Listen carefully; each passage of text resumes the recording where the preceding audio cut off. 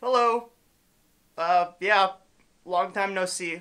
I don't remember how to start these videos, but I hear it's the trade deadline coming up, so let's talk about that. This year for the Canucks, well, it might not be an exciting one, and I think Jim Benning and company have that in mind as well. The Canucks have surprised a lot of people this season, myself included. I mean, I made that whole video at the start of the year talking about why I thought the Canucks were going to be bad that season and why that was okay.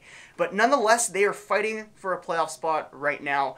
Yes, you can blame it on a weak Western Conference and whatever the heck this hodgepodge of middling teams are in the Western Conference for this last wildcard spot, but the fact remains that this young team, this young core of Vancouver Canucks are playing meaningful hockey games in February. I think the Canucks are currently in a very good position. At the beginning of the year, I talked about how if the Canucks were to be fighting for a playoff spot, it would be led by the young guys. Elias Pettersson, Bo Horvat, Brock Besser, and they've done just that. The young guys have came to play. They are playing meaningful hockey with higher stakes than normal in February, and that can only be viewed as a positive. It's not like the Brandon Sutters of the world are leading this team to the playoffs. It's based on our young, promising future core. Now, with that being said, and I think we can all agree that playoff experience will be good for them, and having these meaningful games in February, March, and April are good for this group, there's no need to cut corners to get to that point. If the team does it on its own with this current group, that's amazing, more power to them.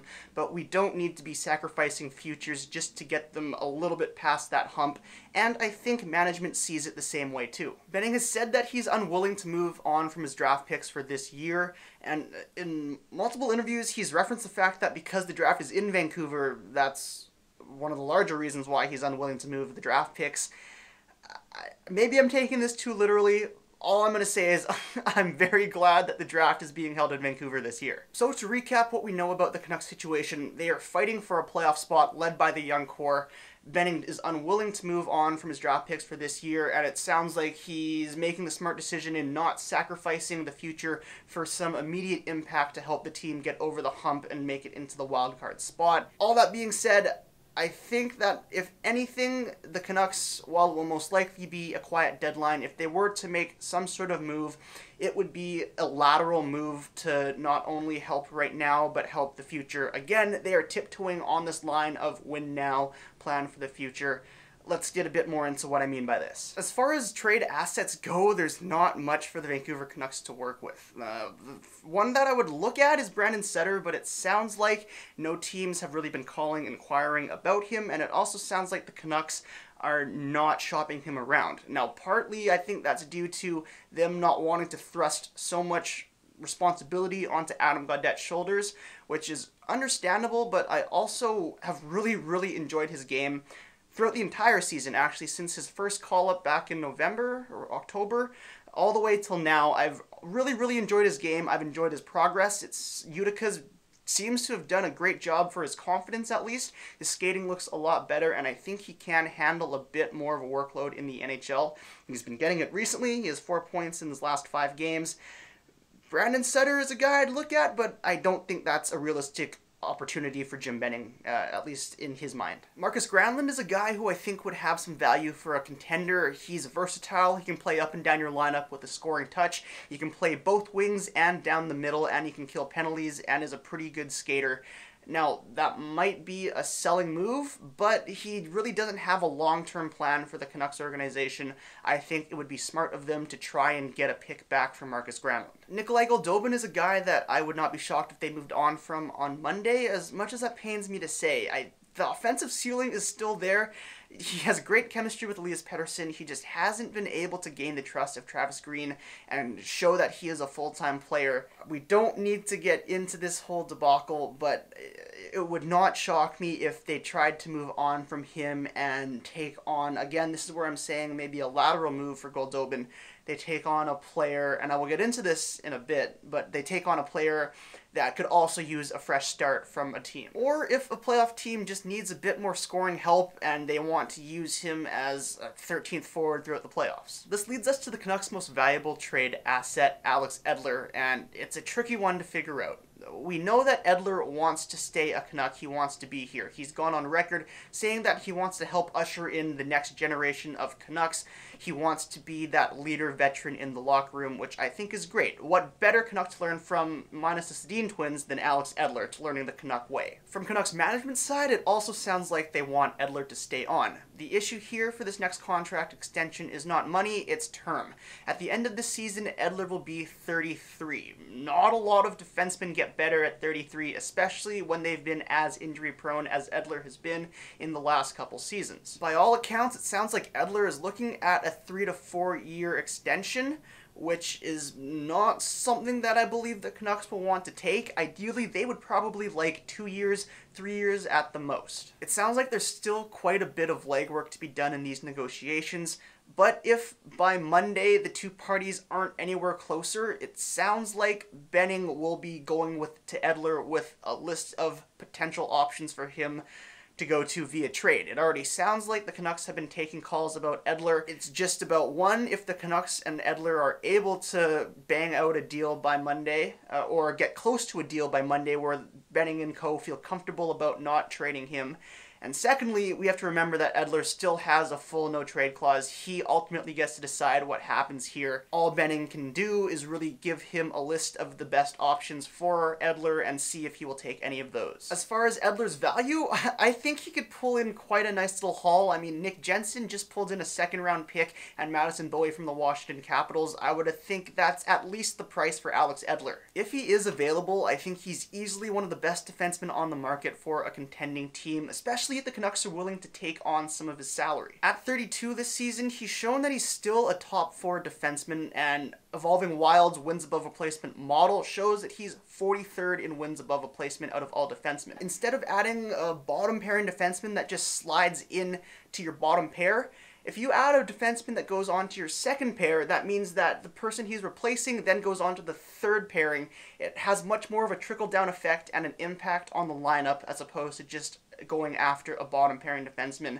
I really do think Alex Edler will have quite a bit of value on the trade market if he is made available. Alright, that covers the Canucks' tradable assets. Now let's talk about players that I've picked out that I think would be a good target for the Vancouver Canucks. We'll start with Josh Ho-Sang, who I think is a prime candidate for a 1-for-1 with Nikolai Goldobin, a change of scenery for both guys. Ho-Sang is another guy who's been having some character issues with his team as well as some defensive liabilities, but I think his playstyle could really be the winger that Bo Horvat is looking for. He's fast, he's a good playmaker, and he's great in the neutral zone. He's shown he's in the top percentile in the NHL when it comes to zone entries and exits, and if you pair that alongside of Bo Horvat, another guy who's great in the neutral zone with his speed, and who's a scorer, and you have Ho-Sang with his playmaking abilities, I think that could be a very good second-line option to Pettersson and Besser. Looking at Ho-Sang's impact on his teammates on the Islanders, he's had an even or better impact on his teammates Corsi. In his short stint in the NHL, he's shown that he is not a detriment to puck possession for his team. Ho-Sang has also had a very strong year in the AHL so far with 1.7 even-strength primary points per 60. He's a guy that I would absolutely look at if we were looking to move on from Nikolai Goldobin. Sonny Milano of the Columbus Blue Jackets is another player that I would take a look at. Drafted in 2014, the same year as Nikolai Goldobin, he has had a bit of a slower development path, but I do think there is some offensive upside there with him. It sounds like he's a bit better of a two-way player as well.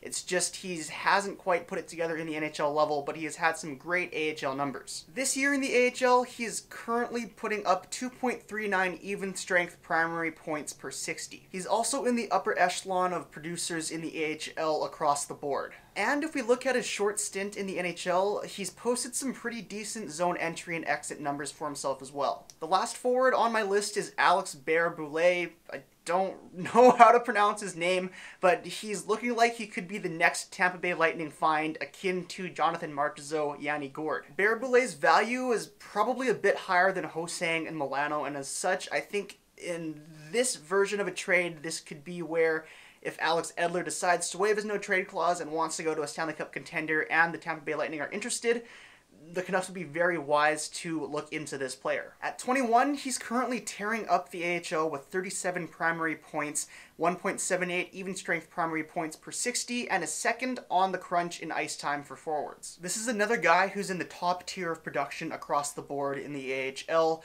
Corey Pronman of The Athletic thinks he's the Lightning's best prospect, so I would very much like to see the Canucks try to chase after a guy like this. The Lightning were pioneers in identifying undersized skill forwards as a market inefficiency in the NHL, starting with Jonathan Marchessault and more recently Yanni Gourde, and Alex Barré-Boulet might be the next one in these ilk of players. On defense, a young player that I'd like to see the Canucks look into is Frederick Allard of the Nashville Predators. This is another guy that could be included in a Alex Edler trade if he does choose to go to a Stanley Cup contending team, although I'm not quite sure if the Predators really need more help on the blue line. The nice thing about Allard is that, one, he's a right-handed shot defenseman who's only 21 years of age, but secondly, he doesn't have that first-round draft pick pedigree, so I don't think the trade value is quite as high as, say, a Dante Fabro. His 14 primary points rank him 16th for all AHL D-men under 22, his 1.93 shots per game rank him 12th for all AHL D-men under 22,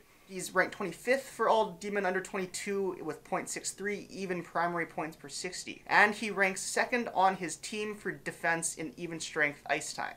In his second year, he's shown that he is a very capable AHL defenseman. The scouting report on him is he's not the flashiest of skaters, but he's manageable in that area. He's got a great offensive instinct, and he's not too bad defensively in his own end, although he won't be known for his two-way play. Again, a guy the Canucks can look into, mainly because he does have that NHL upside without having the high trade value that other young defensemen would. So those are my thoughts on the trade deadline. I'm sorry, I'm more than a little rusty. It has been a long time, but I'm happy to be back.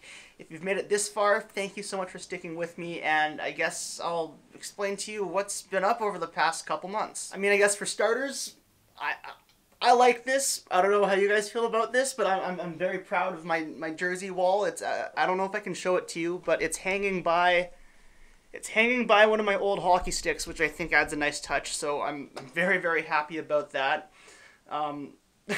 And really, like, I guess I've just kind of been feeling like I've been getting older in that regards, because I am starting to, I guess, care about my room decor.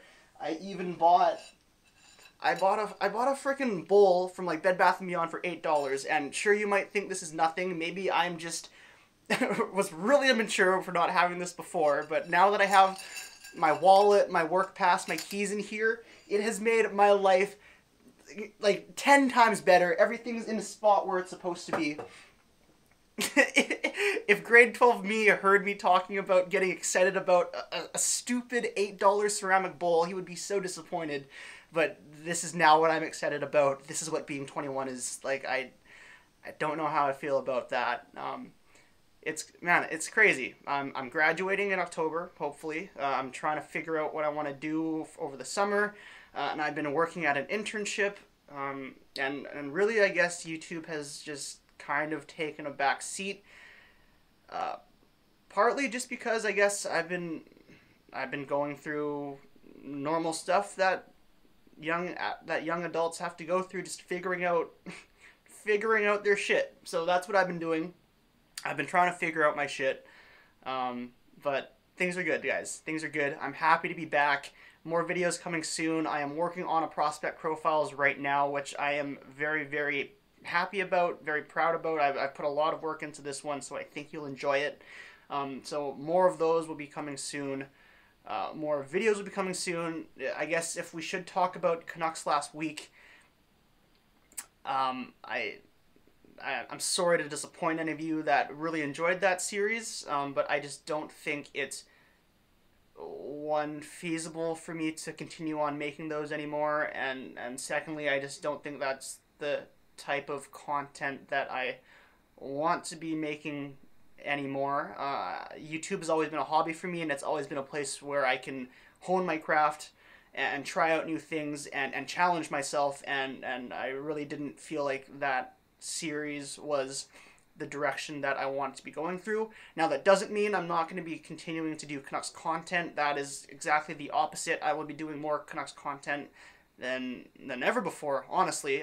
But I want to be doing a bit more of a deep dive into the Vancouver Canucks, looking more at micro stats and stuff like that, as well as doing a lot more video analysis and breakdowns on the Vancouver Canucks. So you have that to look forward to. I honestly, I'm very, very excited about where this channel is going to be going, and I hope you are too. I have some great ideas coming in the works, and hopefully I'll be able to interact more with you guys too, with some live streams and stuff like that. So stay tuned for that.